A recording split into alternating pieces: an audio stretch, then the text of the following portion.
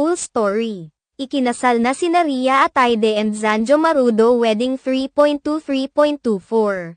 Ikinasal na ang celebrity couple na sina Rhea Atayde at Zanjo Marudo. Ibinahagi mismo ng aktor ang masayang balitang ito 2 araw matapos ang kanilang actual wedding. Ikinabigla ng mga tagahanga ni Zanjo Marudo at Rhea Atayde nang ibinahagi mismo ng aktor nitong March 25, 2024 ang balitang ikinasal na silang dalawa. Nagbahagi ng ilang mga piling larawan si Zanjo Marudo sa kanyang social media account na kuha mula sa kasal nila ni Rhea Atayde. Sa caption isiniwalat ni Zanjo na noon pang March 23, 2024, sa mismong ika-32 na kaarawan ni Rhea Atayde. Caption ni Zanjo Marudo sa kanyang post, 3.2-3.24 Happy birthday my wife. Sa comment section ng post ni Zanjo Marudo, malugod na tinanggap ng kapatid ni Rhea Atayde na si Jella Atayde si Zanjo Marudo sa kanilang pamilya. Kasunod nito, ang mga pagbati na ng mga kaibigan at mga mahal sa buhay nilang dalawa. Matatandaan na nitong Sabado ay spotted pa ng maraming mga netizens ang masayang celebration ni Rhea Atayde sa kanyang kaarawan kasama si Zanjo Marudo na todo pag-alalay sa kanya.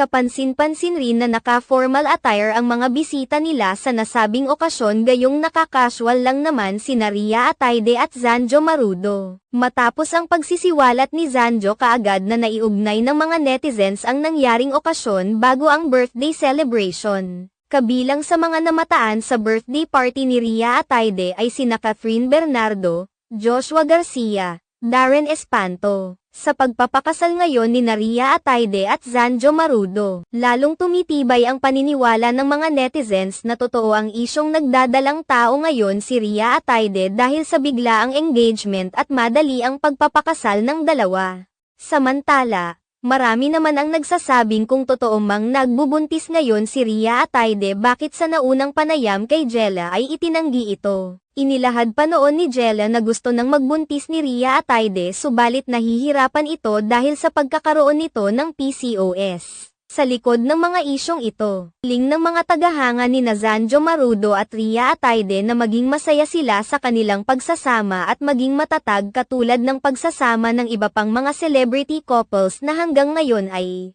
nagsasama pa rin.